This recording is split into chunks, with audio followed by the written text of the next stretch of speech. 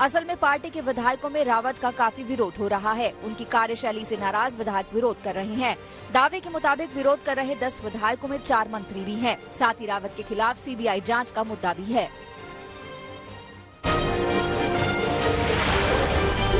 बताते हैं भाई, आप बताते नहीं की बात करना है। कल विधान परिषद में एक बार फिर से बिहार के सीएम नीतीश कुमार को गुस्सा आ गया। आरजेडी के एमएलसी सुबोध राय पर नीतीश भड़क गए। पूरक सवाल करने को लेकर नीतीश को गुस्सा आया। उन्होंने कहा कि पहले नियम जान लो, बीच में यूं ही नहीं बोलना चाहिए, बैठ जाइए। नीतीश का गुस्सा यहीं कम नहीं हुआ। उन्होंने भड़कते हुए ये भी कहा कि अरे भाई, हम बोल रहे हैं तो बीच में बोलिएगा क्या? ये भी कोई तरीका है? ये है नियम। अगर प्रश्न करते हैं तो उनके प्रश्न का उत्तर होता है, तब दूसरे सदस्य प्रश्न करेंगे। आप पहले वो बोल दिए हैं, उसका उत्तर सुनिए, तब फिर प्रश्न करिए। पूरक एक बार ही जवाब देते हैं लोग। नहीं, इससे पहले बात नहीं है। आप जरा नियम जानो। हम तो नियम जान ही रहे। बैठिए, तू तो बैठ ही रहे सर। लेकिन नियम जानिए। आप क्यों नहीं बताते हैं भाई? कैसे महोदय आप बताते क्यों नहीं? इस तरह की बात करना है रोज रोज।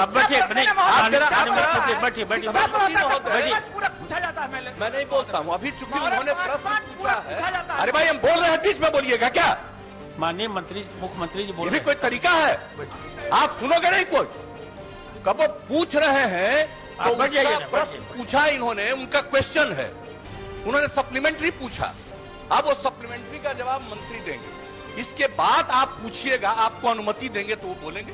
ये है नियम।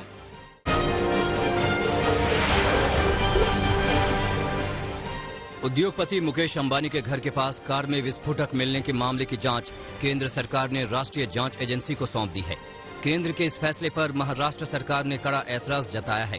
मुख्यमंत्री उद्धव ठाकरे ने कहा कि जिस तरह से जांच एनआईए को दी गई है, वो संदेह पैदा करती है। अंबानी के घर के पास मिली कार के मालिक की मौत की जांच महाराष्ट्र एटीएस कर रही है और रविवार को एटीएस ने हत्या का केस दर्ज किया था।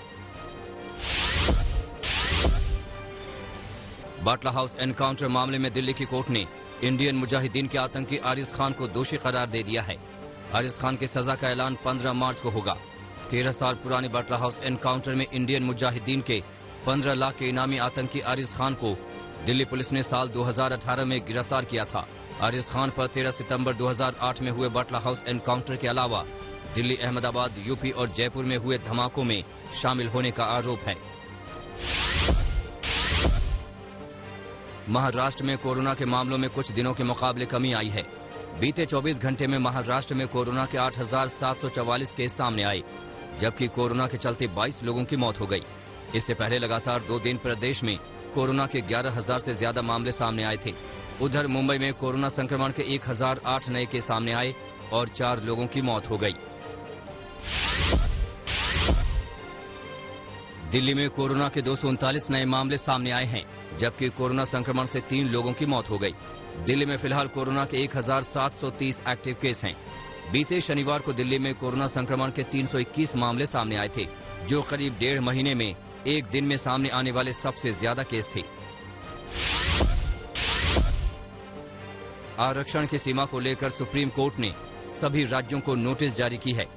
दरअसल कई राज्यों में 50% से ज्यादा आरक्षण दिया जा रहा है। सुप्रीम कोर्ट इसके पीछे राज्य सरकारों का तर्क जानना चाह रहा है। सुप्रीम कोर्ट की 5 जजों की बेंच मराठा आरक्षण को लेकर सुनवाई कर रही है। ये सुनवाई 18 मार्च तक चलेगी।